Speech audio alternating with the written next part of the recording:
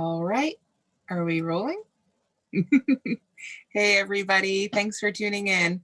I think Lillian's going to have a little intro for us before we get started, but I just want to say thank you so much for joining us today. We're going to be doing a hand crocheted blanket. So let everybody sort of get in the room here. If you like, go ahead. I see some people are already doing it. Go ahead and tell us where you're tuning in from today. Hey everyone, welcome back to another live community classroom with Michaels. Today we have Tamara from the Moogly blog with us, ready for another exciting class. Today we'll be hand crocheting the 3-hour throw. My name is Lillian from Yarnspirations, and I'll be helping with any questions you might have during today's class. Feel free to ask questions in the chat and we'll be sure that Tamara answers them. Well, we're giving you some time to join the class. As Moogly said, please feel free to let us know where you're watching from. And just a reminder that today's class is being recorded and you can find the recording at michaels.com/classes. All right. So as she was saying, today we're working on a hand crocheted class hand crocheted blanket. But this technique, of course, you could use to make a blanket. Eventually, you could use it to make all sorts of things. And the great thing about this is there's no equipment needed other than your hands and the yarn. So for the yarn today, we're going to be using Bernat Blanket Big. You can see it right here. I'm going to hold it right up to the screen. You can see just how jumbo and big this yarn is. Now, this is perfect for those big chunky blankets that are so popular right now. But for those of you who are more familiar with yarn, if you do a lot of yarn crafting, if you look closely at those big chunky blankets, a lot of times they're made with a roving yarn. And that yarn is very beautiful, but it doesn't have a lot of durability. This is a fantastic solution to get that look, and it's going to stay together. Because if you're familiar with Bernat Blanket, you're familiar with that sort of chenille type yarn where it's not spun or wound at all. It's fuzzy like this. This one comes with an extra bonus hair from me. But you can see this is the same thing. This is that fuzzy chenille yarn. So it's not going to fall apart on you. And if we look at the label right here, I'm going to try and turn it around in the right spot. It is, got the little symbols there. It is washable and dryable. So you can, and it's 100% polyester. So this is going to give you that great chunky, roving, big blanket look that's so hot right now. But it's going to be one you can actually use and love and gift and not worry about people taking care of it. So this is fantastic. You can get this yarn at your local Michaels. It is very popular, so you can choose from all the gorgeous colors.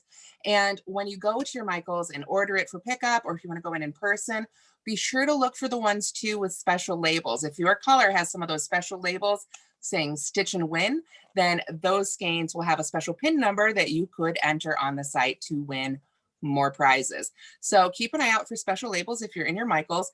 Otherwise, you want to look for Bernat Blanket Big. Now, if you don't have this yarn with you today and you want to go ahead and give this pattern a try, don't freak out. Grab some of your thickest, chunkiest yarns, or maybe a big piece of ribbon if you don't even have yarn at home, and you can practice these stitches with your hands and then get this yarn later to go ahead and make the project with. The other thing I want to point out is if you do go ahead and get this yarn and you are a crocheter, there are some really fun patterns on the label as well. And I didn't realize it till I pulled it out. I already got 2 different patterns right here on these 2 different labels. There's a basket and a poof. And of course, today we're going to be making a blanket. So this yarn is pretty darn versatile. So again, you can look for that at your local Michaels. So this is the blanket we're going to be making today. I'm going to hold it up right here. There we are. And I did see a question just pop up that I know I can answer right away. If you have Bernat Extra, the blanket extra, not the big, go ahead and hold 2 strands of that together and that will work for this pattern as well. So quick answer to that question, but let's go ahead and hold this up again. This is the big chunky blanket that we're going to be making with our Bernat Blanket Big today. You can see just how big each one of these stitches is. So we're going to be using our fingers to hold it together. If you are substituting Bernat regular blanket instead, I would try probably 3 strands together. If you've got 3 skeins, you can pull from there. That will give you a good representation of how this works. Were there any other questions on the yarn real quick I could answer before we get started? I need Lillian to look. Sorry. Could we have a close-up of the ball band? People are just really interested to see the texture. Absolutely. Let's go ahead and go to the overhead camera. Thank you. I'll bring it here before we get seasick. There we are. I have to hit a couple buttons on my phone to make the little notifications go away, but here we are with the ball band. And you can see up close there just how thick and fuzzy that yarn is. And like I say, because it's not wound or plied and it's not a roving, which isn't wound at all, this is going to stand up to use a lot better. And you can see just how squishy it is too. It's really soft and it's really just feels great in the hands, which is a good thing because that's what we're going to be using. And if I turn it over here, you can get a little bit of a look at the info for those who do knit or crochet. You can use your great big hooks and needles to work with it. And then of course it is washable and dryable, and there's more info on the inside of the label. Now each one of these skeins, because this yarn is so jumbo, which was hard to say for a minute there, each one of these skeins is only 32 yards. So it's a big skein, as you can see here, relative to the side of my hands, but it's not a lot of yardage. That said, because it is so big, we've got those great big stitches and it's gonna go a little bit further than you might think. There's a little closer look at that poof that happens to be the pattern on this label. So you can see there too, that's a great big hook, 25mm hook they're using for this one. So just to get an idea, you do typically need several balls of this yarn to make a project. For instance, this poof here on the label would call for 5 balls. And in order to make this blanket that we're going to be making today, I'm gonna go ahead and pull this label off, we will need 4 of the balls. And the blanket we're going to be making is 36 by 36 inches. So that's a really good size for a lap blanket, or if you wanted to use it as a baby blanket, especially for photography, photo props, things like that. It would be a really, really great yarn to use for that. So I just have to find my end. This particular end wants to hide on me a little bit. Let's go ahead and pull it out. There we go. We've got the end of our yarn. And one tip for those who maybe haven't worked with yarn as much before, this is going to be a yarn you're going to want to pull from the outside of the skein. Of course, with any yarn, there's going to be 2 ends, right? One at the end and one at the beginning. And usually one of those ends is tucked up inside the skein, and a lot of crocheters and knitters like to pull from the inside.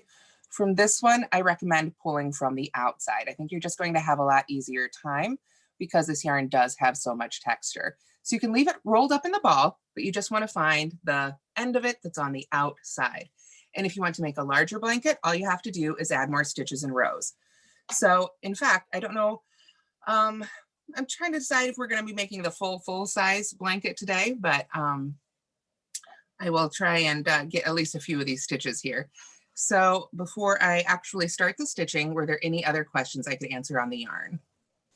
Yeah, a few people have asked if they could sub in Bernat Blanket Extra. Oh, sorry, Bernat Blanket Big instead of Extra, and vice versa. Yes, if you wanted to use Bernat Blanket Extra, I would hold 2 strands together, just hold them as if they were one and work them together, you know, as if this was 2 strands of yarn, you would just hold them together and work them as one. Same thing for the regular Bernat Blanket, you would want to use probably 3 of them held together to get about the same thickness as you've got right here, just to give you an idea.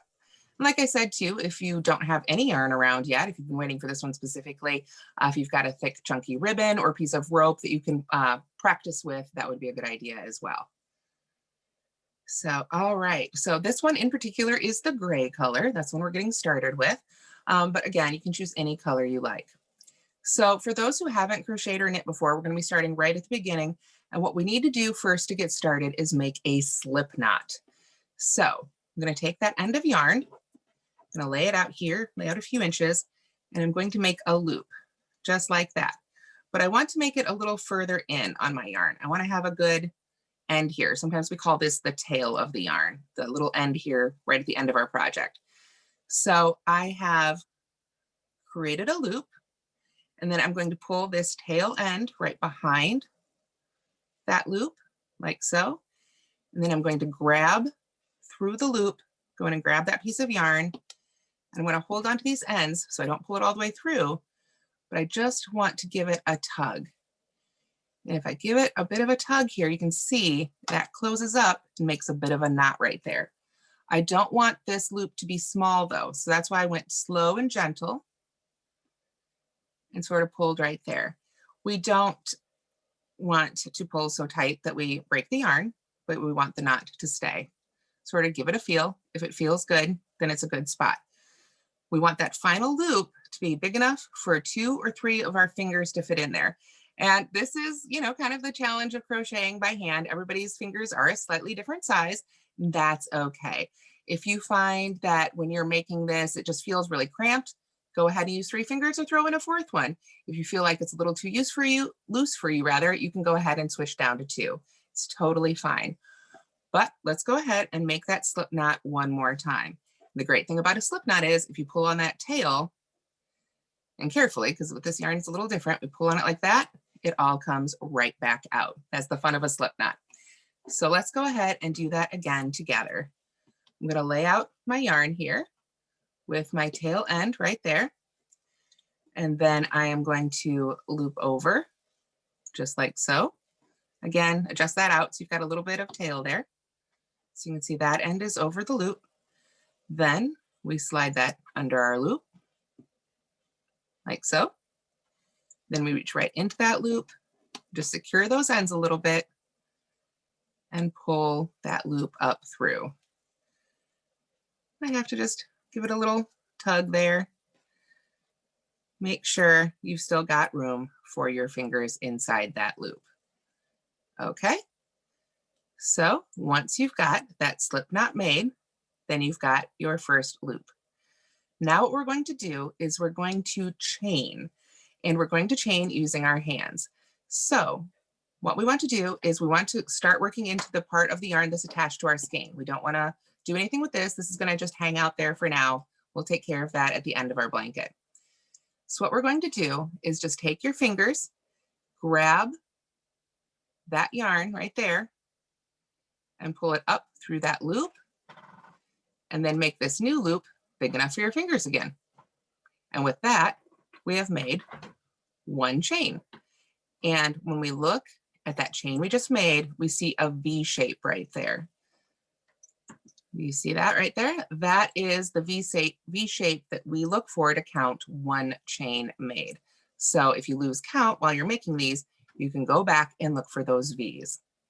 So let's pull that through one more time and do it again.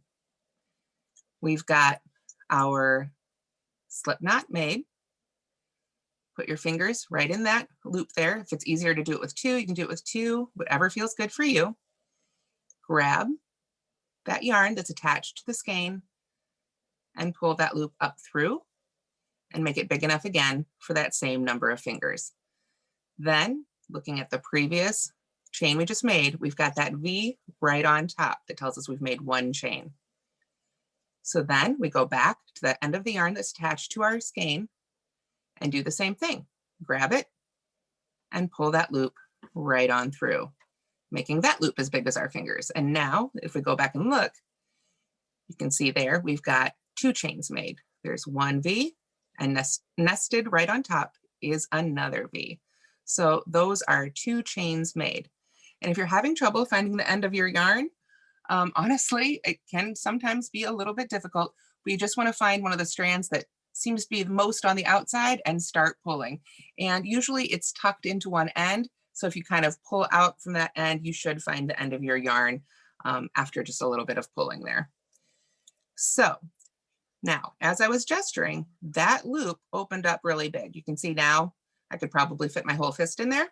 That's not a problem, but I do want to take the time to grab that end of my yarn that's attached to my skein, sometimes called the working end of the yarn, and give it a little tug and tighten that back up so it's the same size as my fingers again. All right, so then that's it. We just keep making those chains. We grab that yarn and pull it up through to the size of our fingers again. For a 36 by 36 inch blanket, you want to make a total of 17 of these chains. There we are. So there's another one. And we just keep pulling those right on through. So like I said, it would be 17 chains for a 36 by 36 blanket. If you wanted to make it narrower or wider, you absolutely could add or subtract however many stitches you like. So we're just going to continue making our chains until you have however many you'd like, honestly, for the width of your blanket. Now, if you do make more or fewer chains, obviously you'll need more or less yarn. So you will want to take that into account. But for our little practice swatch today, I think I'm just going to go ahead and stop right here since this is about as much fits on the camera. So then after you've got your, sorry about that, bumped my little camera here. After you've got your chains made, then we'll come back along and make our first row. So I want to pause right here now that we've got our chains made and see if we have any questions I can answer. Ooh, yes, we certainly do. Okay. Let me just take a look. There's many. Gosh. All right. Okay. With my water. Yeah. Okay. We are wondering about if you could do the stitch again. The chain or? I think the slip knot. Yeah. Okay, sure. Well, let me go ahead and go ahead. Sorry. And we're also wondering if you'll be covering how to join on a new ball of yarn. Yes, I will try and get to that here after we get a few stitches made. Mm-hmm. If you haven't crocheted or knit before, the great thing is if you have made a mistake, this is again the end that's attached to my skein of yarn. So I can just give that a pull. And it is a fuzzy yarn, so you might have to take your time with it a little bit. But you can just go ahead and undo all those stitches. It's one of the great things about crochet. It's very easy to undo when you've made a mistake. We're back down at that slip knot, and I can even give that a tug. Again, fuzzy yarn, so it takes a little bit more tugging, but we pull that on through, and now it's gone too. And we're right back to just having our yarn. So to make that slip knot one more time, let's go ahead and we've got that tail end of our yarn right here. We just make a big loop right over, like so. And then we can slide that end underneath that loop. And when we grab that end and grab that end of that loop that we can see inside of our big loop there, and give it a tug and secure those two ends of our yarn so we don't accidentally pull that end on through, then that is how we create our slip knot.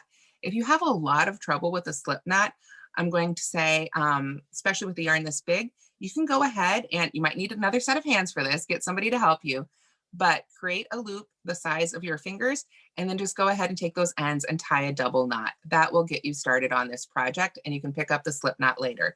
I learned to crochet first with with a hook rather than with my hands, sort of the normal way.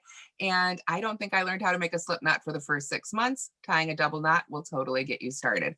So if that's a big struggle, don't worry too much about it.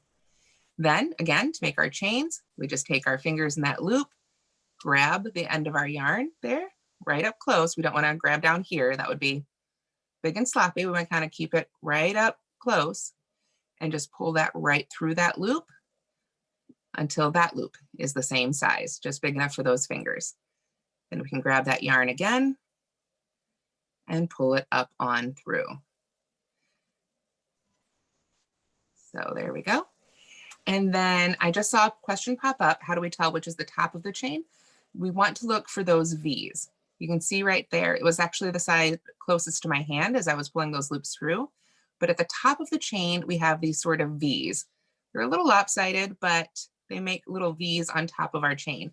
If we flip it over, there we are, you can see those little lumps back there. That sort of strand all by itself, that is the back of the chain. So how to count your chains, you can count it from either side, but from the top, you would count the number of V's. So there's 1, 2, 3, and then we don't count the final loop, the one that's, you might call the active loop, the one you're actually working with. We don't count that one when we're counting crochet stitches. If you prefer to count your chains from the back, you can count those little lumps right in the middle there. Those little, kind of like, I always think of those little Loch Ness Monster humps, like they're little peeking up out of the water. We've got 1, 2, and 3. So from the top, we've got our chains, our V's, 1, 2, and 3. So those are the little lumps there on the bottom. Now, if you find your yarn is twisting up on you a little bit as you're working with it, that's totally fine. You can just take your time. If it gets a little crazy, give it a little shake, twist it around, whatever feels comfortable for you. There we are. So now, so I did see somebody ask, is the chain on the long or the short side? And I'm guessing that finished of the blanket. I can only see the first few words. The blanket we're making right now, if you chain 17, and work for 18 rows, you'll end up with a 36 by 36 inch blanket. So it's the bottom edge. If you want to make it wider, then you would add more chains. If you want to make it longer, you'll end up adding more rows. So we've got a few chains here made. I'm going to go ahead and make a couple more. Lillian, did anybody have anything else I can answer before I move on to our actual stitches?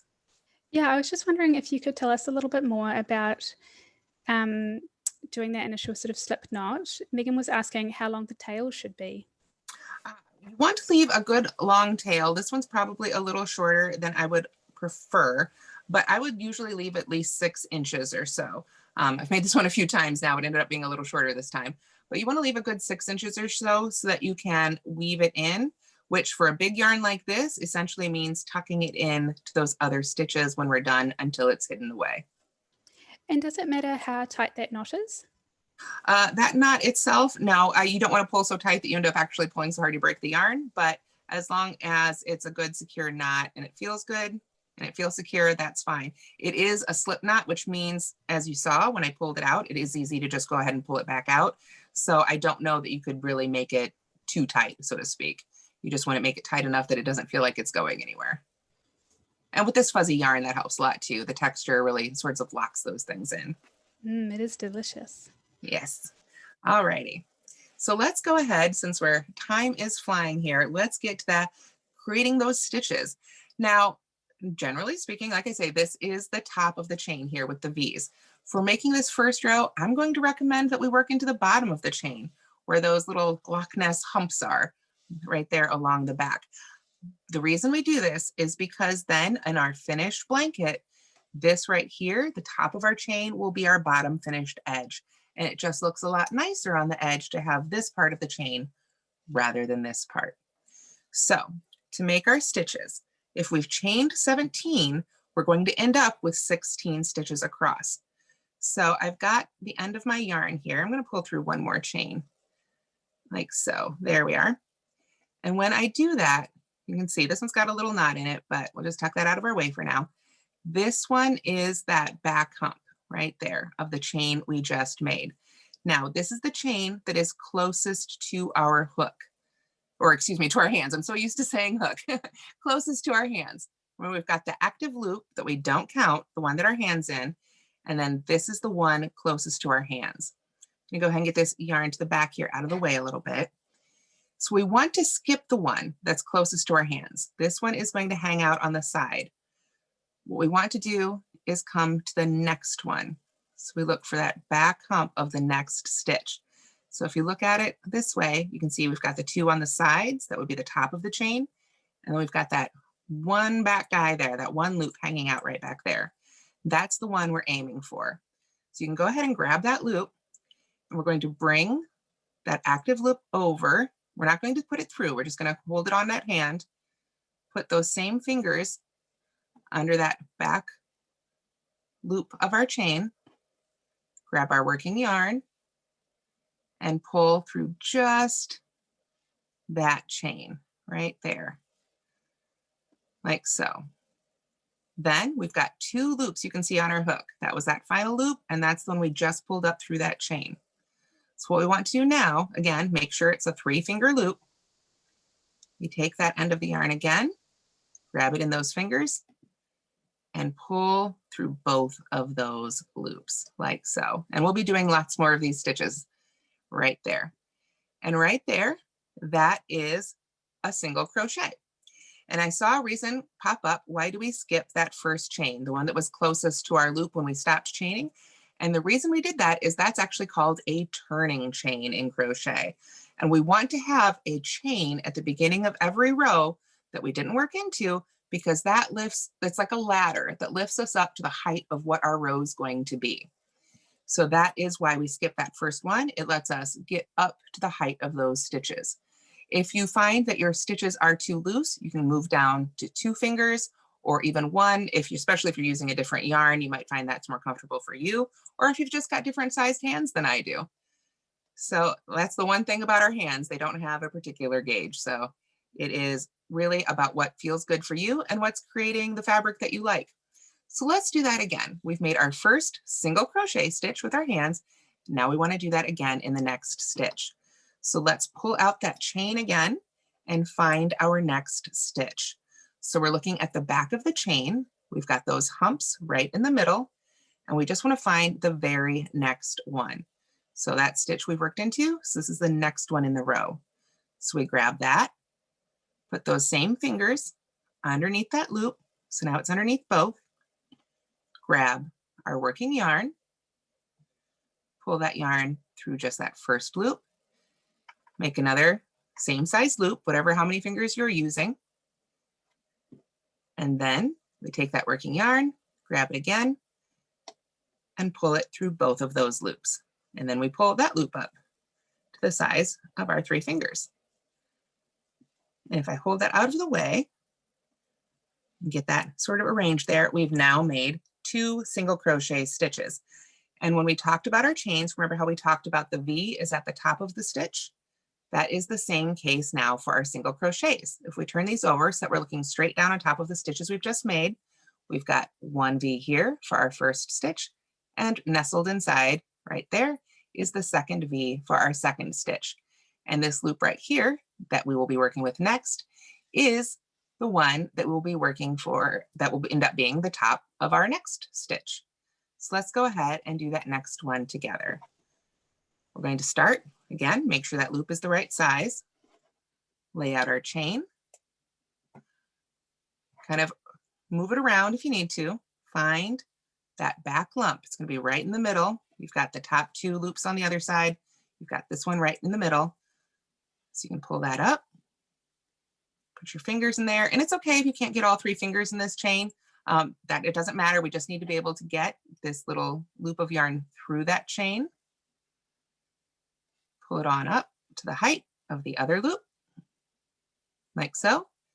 Then grab that yarn again. You can see I just kind of tend to grab it between my fingers, easiest way for me, whatever works for you, and pull it on up and through, like so.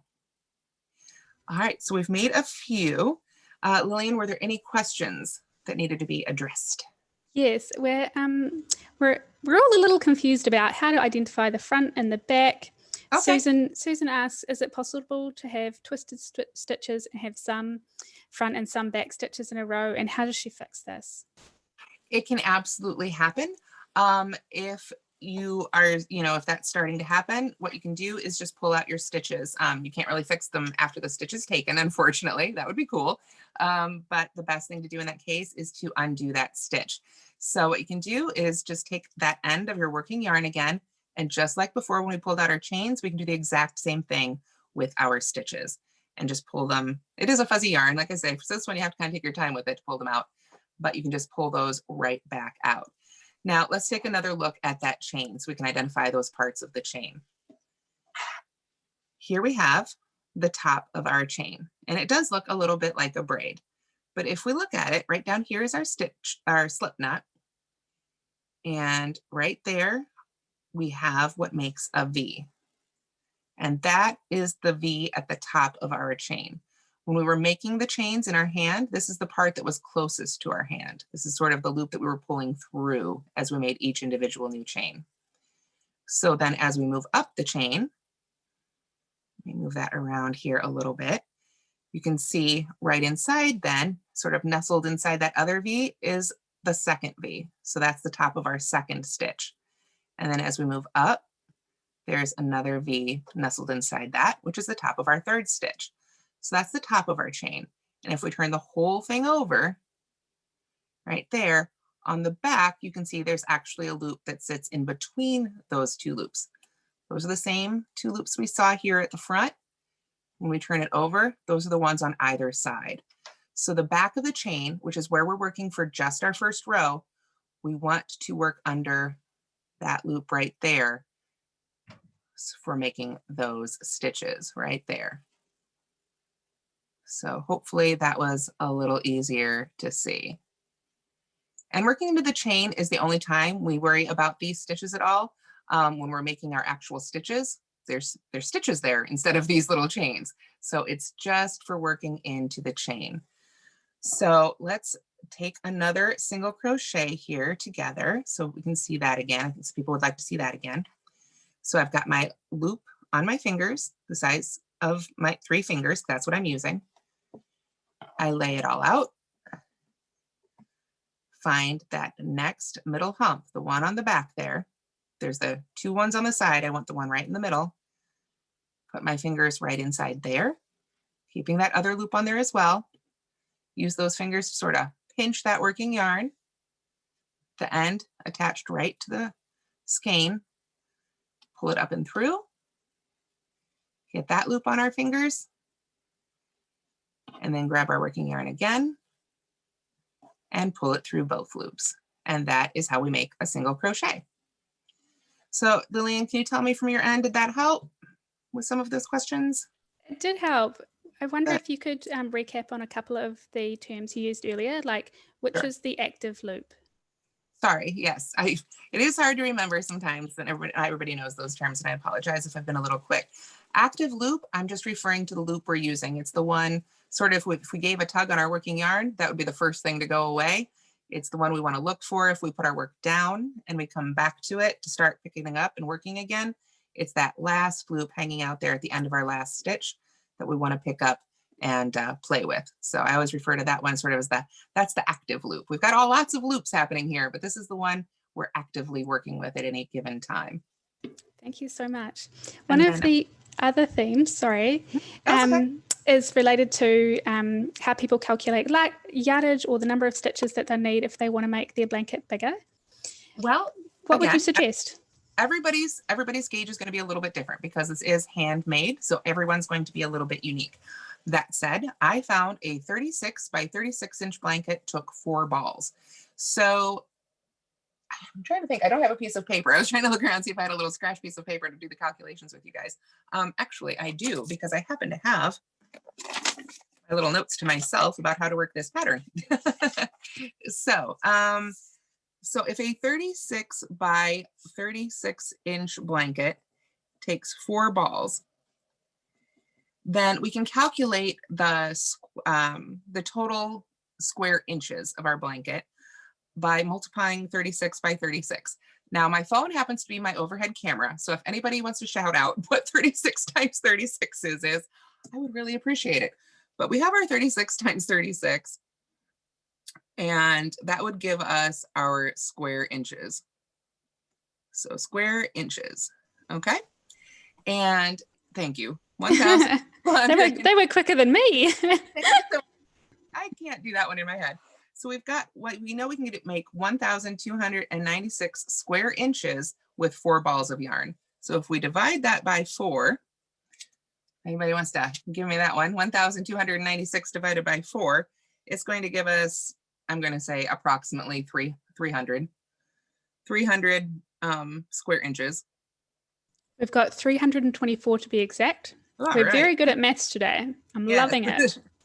324 square inches of yarn per ball.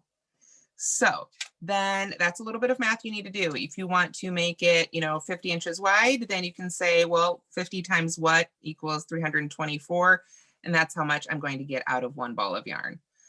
If you want to keep to the 36 inch length, then we can just say with the same width. If we start with the same width, then we know what's 36 divided by 4 is 18. We're going to get 9 inches.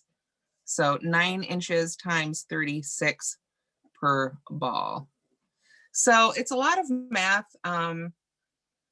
Yeah, it's a lot of math, but it's relatively simple. You just figure out what square inches. We know we can get 324 square inches per ball. So you need to decide what width you want, what length you want, and how many square inches that would be. And then that will give you an idea of how many balls you need. So I hope that makes sense. Hadn't planned the impromptu math lesson, but I hope everybody. Sorry, before we move on, would you mind holding that up to the screen? And we'll give everyone a chance to do a quick screenshot if they want to save that little math calculation for later, because it is pretty wonderful. All right, good. I hope that made sense. Thank you so much. Sure. That is how it's done, basically. Yeah, a lot of times when I write, actual crochet blanket patterns with, needles and hooks and all that stuff, I will have multiple sizes in it. And that is genuinely how it's calculated. You figure out how many square inches you can get per ball and then figure out how many square inches each size blanket would be and how much yarn that's going to require. So that is how it's done. All right, so did that answer all the questions for right there? Should we continue? I'll just have a quick peek. One moment. We did have a couple of people asking about, I think it was Joan, if we could see the corner turn one more time. Absolutely. And I know that we have had a couple of requests to see how you're going into that back loop, because some of us are having trouble getting our hands in just off the sure. foundation row. Yep, absolutely. Thank you. So we've got, you can see, I just undo my stitches. I just pulled on that working tail and it pulled all my stitches right out, and we're right back down to that chain. So we're going to get our fingers there in our active loop, our last loop, the one attached there. And we want to skip that first chain. So that whole thing, that V and the back loop that are closest to our active loop, that's the one we skip, and that's the one we call our turning chain. Because when I bring that up and over, you can see how that acts as a little ladder that brings us up to the height of that row. So then we can make that row of stitches without that first stitch being tucked down in. That's what would happen if we didn't skip that first stitch. So that first stitch that we skip is always the little ladder that lifts us up. So then we look again at our chains here. We find that back loop. I like to go under that back loop. I did see a question pop up. If you prefer, you can go under those top two loops. You just have to sort of twist your chain over to do it. It's another reason I really like doing this first row in the back loop, because then you get that little bit smoother look right here. So again, my loop's gotten a little big with all the finagling and moving it around. So we'll tighten that up just by pulling on our end there. And then we skip that first chain, and then we lay it out and look right for that very next loop.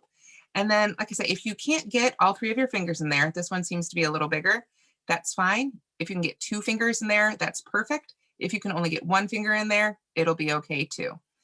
What you do then is you just use that finger to grab that end of your yarn, almost like a little hook, make a little hook out of your finger, and pull that up through that loop. And then you can pull that loop up nice and tall to get all 3 fingers in. And then you can pull your end through both of those loops to finish that first single crochet. So if we lay it out right there, give it a little zhuzh, you can see there is our first single crochet stitch right there. There's that turning chain, our little ladder that lifted us up to our height. And at the top of our stitch, we've got another V. Those are those top 2 loops of that stitch. And when we come back for row 2 and all the rest of our rows, instead of working into a chain, under those top 2 loops is where we're going to be working the rest of our stitches. So let's take another single crochet here so we can continue on down. We find the next one right there in our chain. And again, however you can get in there, if you can only get in there with 2 fingers, that works. That lets you pinch that yarn and pull it up and through like so. Then we've got our 2 loops again, and we can grab that yarn and pull through 2 loops. Lillian, can you tell me, did that help? Was that a little easier to see? Yeah, that was much easier to follow along. Thank you. I think we all just need a little bit of a recap. Sure. Yeah, it is. It's a lot to do with your hands, and it is a great big yarn. So there we go. All right. And for those who are asking, yes, it will be recorded. So we go into that next chain, grab our yarn, pull through just that first chain till that loop is now the size of our fingers. Grab our working yarn again and pull through 2. So we just keep doing that all the way down our chain until we get to that very last one. You can see that last loop right there, right next to our slip stitch. And that's where we work our last stitch for our first row. So since we are running out of time, I want to go ahead and move on so we can cover all the other things that we need for this pattern. In terms of how I keep it so loose, I just give it a pull on that active loop. You can see I could keep pulling and make it as big as I really wanted to. So I do want to go ahead and pull it down though, so it's the size of my fingers. So let's go ahead and say we've reached the end of our first row, which if you're making it to the pattern would be 16 total stitches. Then we're going to start our row 2, but we need a chain. Remember we talked about that turning chain right back here, that first one we skipped. Now we need to make one. So we're going to make another chain, but we're not going to work into this one. And I found when I was making this, I really preferred to make these turning chains for the rest of the blanket with only 2 fingers. Like I say, we're not going to be working back into this loop. It doesn't need to be as big. And I think it just sat a little nicer on the edge of the blanket. So I'm just going to take my 2-finger loop now and grab my yarn and just pull right up through that loop like so. And I'll pull that one to a 3-finger loop. And now I have that turning chain that is going to be the ladder for our next row. So after I've done that, what I need to do next is I actually need to flip our work over. So I always like to go from right to left because I'm right-handed, but if you are left-handed, you might find it better to go from left to right. But we're literally just going to flip the whole project over so then we can work back across the row we just made. So in that process, if your loop came off your fingers, not a big deal. We just get that loop right back on our fingers. Snug it up if you need to. Give that tail end a pull. And then we can start working into those previous stitches to make our row 2. Now we've got that turning chain, that chain we just made right there. So we don't want to work into that. We're going to skip over that again. What we want to do is look for the top of that first stitch. So remember I talked about at the tops of those stitches, we've got our V's again. You can see them there. They look a little bit more like V's. So this is the V at the top of that last stitch we made in the previous row. So now it's going to be the first stitch we're going to work into for this row. So this time we want to go under both of those 2 loops of the V right on top there. And again, it might be easier to do this with 2 fingers rather than with 3, and that's totally fine. Then we want to pull our yarn up and we want to pull it from the back of our project. We don't want to try and pull it from the front like this. That'll create lots of too much yarn. It'll just make kind of a mess of it. So bring it back from the back, grab your yarn and pull it right up under those 2 loops. And then just as before, we want to pull that loop up to the height of our fingers again, the same size as the other loop, the active loop, the first loop. Now we have 2 active loops going on. I'm going to have to pull up some more yarn from my ball here. I ran out of loose yarn. There we go. So now I've got those 2 loops on my hook, or on my hand rather. So I can grab the end of my yarn and pull it right on through. And then we've made another single crochet. So let's make a couple of those and then I'll do another turning chain. And then I think we want to probably get to how to add another skein. So I've got my loop on my hook. I go to the next stitch. So let's take our time and find that next stitch. Right there is where we worked for this one. So you can kind of see how there's another little space right there. That's our first clue. We can turn it over, find that V on top, and then we go under both of those loops of that V with our fingers. Pull that yarn up from behind, give it a little pinch there, pull it up through under those top 2 loops. Then we can, however feels comfortable here, get it up on your 3 fingers. Just pull it right on through till it's the size you need. And then we can grab our yarn again and pull it through those 2 loops, like so. I've got just one more stitch here at the end, and I wanted to show you guys this. That very first stitch can get a little crazy. You can see how that can kind of pull apart and get nuts. We want to just give it a good tug and really look at that previous V if you need to, and find the loops on either side of it and pull those together to help you find that last that top of that last stitch of your row there. Otherwise, it can try and hide from you just a little bit. So to finish off our row, we just go into the top under those top 2 loops of our last stitch, grab our yarn, pull it up through. So we've got our 2 loops the same size again. Then we can grab our yarn and pull it through. So we're at the end of this row. So I'm going to go ahead and start a new row here. And then we're going to go ahead and cut our yarn so that I can essentially act as if we'd run out of yarn and we can add another skein. So I've got my loop here. We're ready to begin our 3rd row. I am going to switch to only 2 fingers for this loop because I find it works a little bit better there. Then we grab our loop and just pull through. So that's just like a chain. The turning chain is just like the chains we started at the beginning, but we just do one of them at the beginning of every row.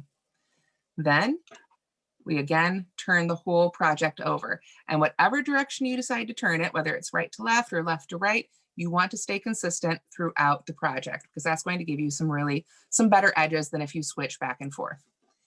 So we flip it over and we've got that loop right there. So we get that right back on our fingers. We want to put the working yarn in behind our project, the working yarn being the end of the yarn that's attached to our skein, like so. And then we can go ahead and begin our next row. We find those 2 loops at the top of that first stitch and go under there and pull up our loop until it is the size of the other loop on our fingers, like so. And then we can pinch through, pull through, and pull that on up like so. So let's say, for the sake of demo here, that, oh my gosh, I've reached the end of my yarn. Okay, there it is. What do I do? What you can do at this point, and this is the way I like to do this, is we're going to start a stitch and finish it with our new yarn. Now this probably isn't enough of a tail. I would go ahead and I want this much probably to weave in at the end. So what I'm going to do is I'm going to pull this last stitch back out. Just go ahead and give it a tug like that with your working end and it'll pull right back out. Then I'm going to go into that first stitch, grab my yarn and pull it up. And this is the yarn with the cut end. So it's getting a little too close for me. So to start my new skein, I find the first end of my new skein. Again, I leave a long tail there. I want to make sure I leave enough to weave in. So grab it several inches in. And then I'm going to finish this stitch with the new yarn. So I can grab that little bit there. And I want to make sure again that I don't pull it through too much. We don't want to lose our tail. And just pull through that new yarn to finish the stitch, like so. So then you can take those little cut ends and just sort of tuck those in back of your work for now and continue on across with the new yarn. You find the next stitch, make sure you get the end from the new skein, and just continue on across. So before I get to weaving in ends, were there any other questions there? Yes, there are. Oh, we are wondering if we'll also see how to end and complete the blanket. Yes, absolutely. I can do that right now, but I don't want to do that. I don't want to cut the yarn. There's something I need to pull it out again first. We're also wondering, would you be able to recap on what the advantage of or why you were going into that back loop on the foundation row? Because I think that's something that a lot of crocheters don't know. And I know myself, I learned that from you watching your YouTube. And I was like, oh, I've never known this. It's so clever. Well, basically, if we look at our little swatch right here, right there at the bottom, you can see we didn't work into all of them because we're, for the sake of time, just doing a few stitches. But right there is our chain. And you can see right there are those bottom loops again that we were working into.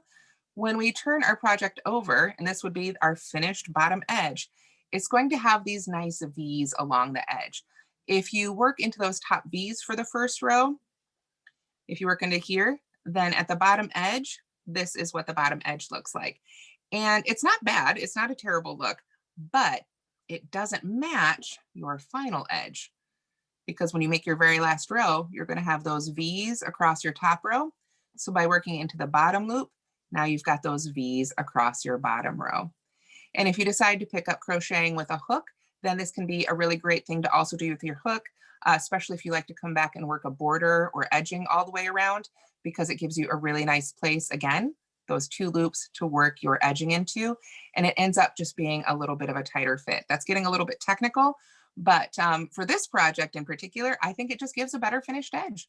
I think it just looks a lot nicer right there along the bottom. And as I say too, it tends to keep that, in my experience, it tends to keep that chain a little snugger to the first row, whereas sometimes when you work under those top 2 loops, you can end up with a little bit of a legginess or sort of a looseness from working into the chain. I think it just gives basically a nicer finished edge. Beautiful. We have one more question here, just for clarity. We're just wondering why you cut your yarn then. Was it just for demonstration? Yes, just then was just so that I could show how to join a new skein. Because to make this blanket, you know, bigger than a little nubby thing, you're going to need multiple skeins of yarn. So obviously we'd get a lot further before we had to add a new skein of yarn, but just so I could show you how to add a new skein of yarn, that's the only reason I cut it right there. Thank you. Yep. Okay, so let's go ahead and talk now about finishing it up.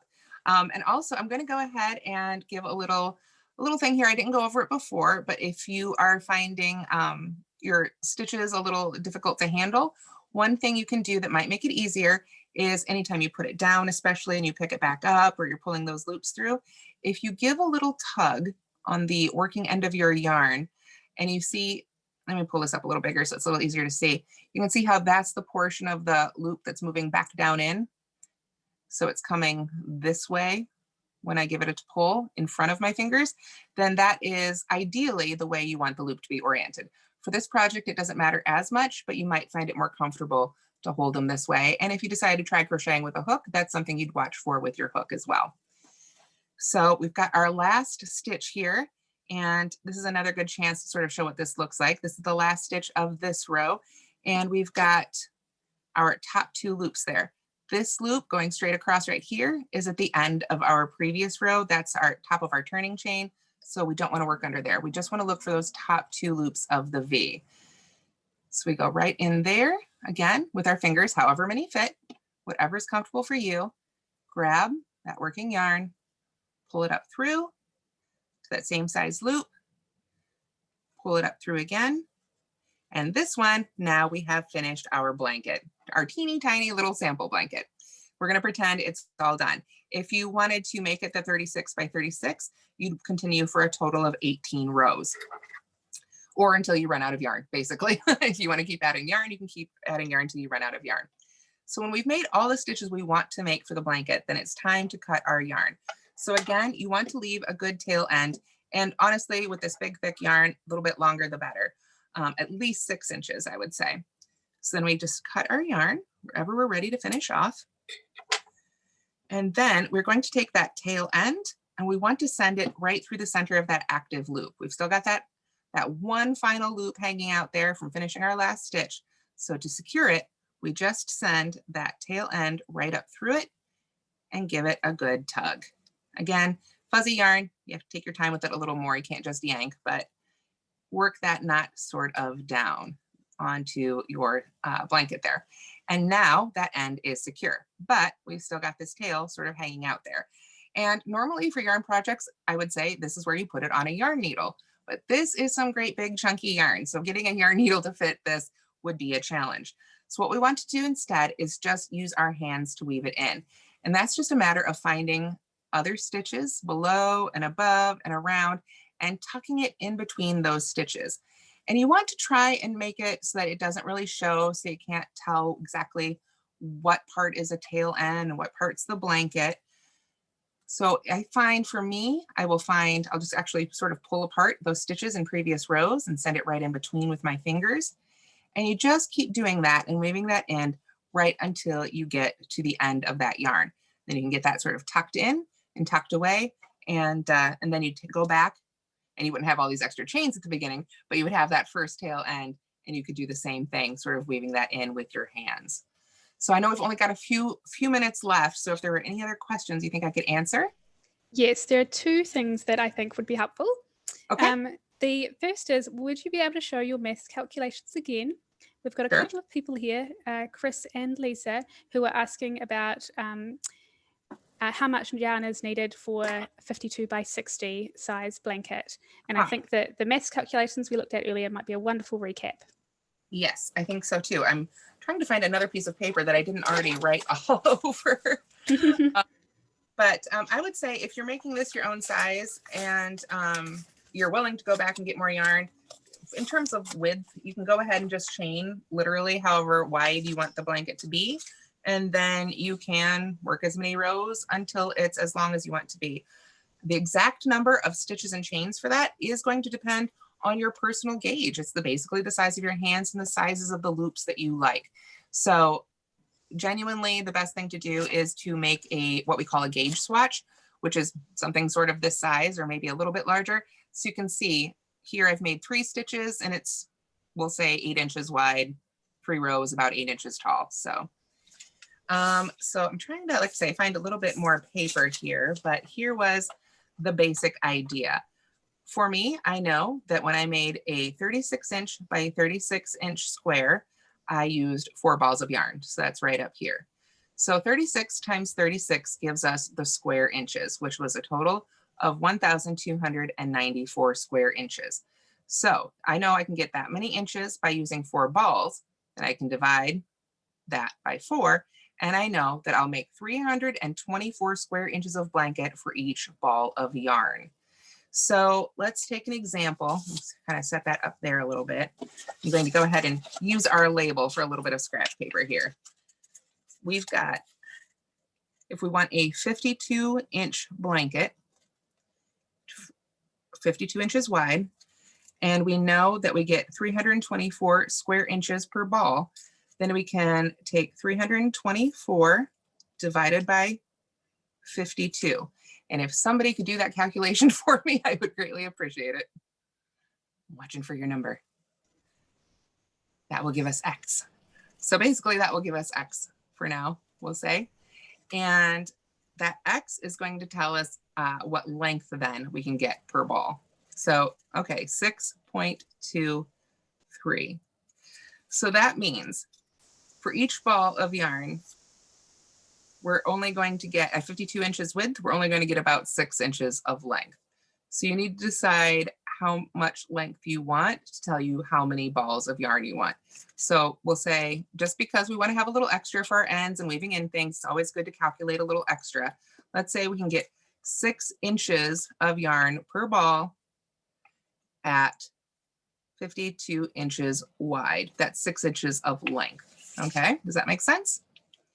So if we want our blanket to also be 52 inches long, or let's make it easy, we'll say 60 inches long. We want a 60-inch long blanket. We know we're going to get 6 inches per ball. We need 10 balls of yarn to get that 60 inches of length. So like I say, especially with calculations like this, it's always good to leave a little extra, maybe buy an extra ball of yarn, because you are going to have your tails that you need to weave in, and there will be one at the beginning and at the end of every ball. So if I hold that up, hopefully that made some sense there for the math. What do you think? That's perfect. Okay, good. I think when we all take a look at the recording again, it'll all sink in, but we do have a lot of very good mathematicians here that are speedy calculators. Yes, absolutely. Like I say, I apologize. I hadn't thought through how to do a math lesson before today about it, but yes, that is the basic idea. You can figure out what your square inches is. You've got your width. That'll tell you how many length then you'll be able to get for each ball. But again, this was with my hands. Your hands may have different sizes. When you're working this up, if you like the way the fabric's coming out with 2 loops or 2 fingers rather than 3 or whatever, then you can, use whatever size loops you like. And if you just don't like using it with your hands and you already know how to crochet, you can find some great crochet hook recommendations on the label as well. So I guess we'll go ahead and come back to me. And so I can say thank you guys so much for joining us today. Sorry, try not to move this thing too much while it's still on that camera so you don't get seasick from it. But yes, thank you so much. This is the blanket, full size again, so you get another look. And thank you so much to Michaels and Yarn Inspirations for having me today. And I'll turn it back over to Lillian. Thanks, Tamara. And thanks everyone for joining us today for this live community classroom with Michaels. We would love to see your whips, so share your work with #MakeItWithMichaels and #YarnInspirations. And just a reminder that you can find more classes on michaels.com and the full recording of today's class at michaels.com/classes. You'll see that one up there within the next 48 hours. Thanks. All right, thanks. Have a good day, everybody. Stay safe.